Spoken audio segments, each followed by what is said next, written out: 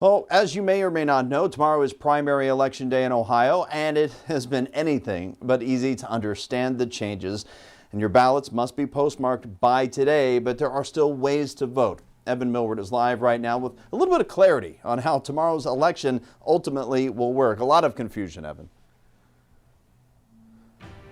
And we have heard so much frustration about this mail-in only primary. All weekend we were taking calls from you. We hear you. So we did set out today to try and nail down clarity and give you exactly what you should expect today and tomorrow, and how to make sure that you know your vote is getting cast. Those ballots, the mail-in ones, needed to be postmarked today, so you might still have a little bit of time to get it out. If not, though, you can drop them off at your local boards of elections tomorrow until 7:30 p.m. The whole point of extending this primary and moving to mail-in only, more or less, is to avoid having groups of people at polling locations possibly spreading COVID-19.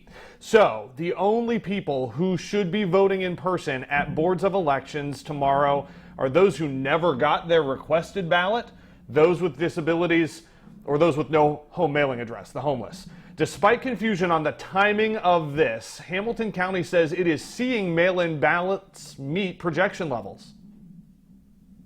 The weekend before Election Day, we usually have about 70% of the ballots returned, and that's where we're at right now. I don't have the numbers yet for today, but it's on par to be comparable to other elections.